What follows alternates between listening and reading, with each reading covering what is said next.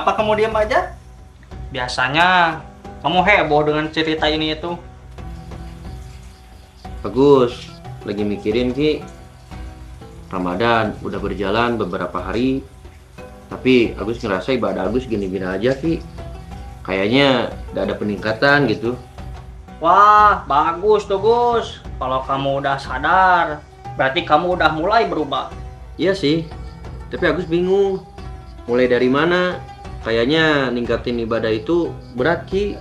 Gak usah yang berat Gus.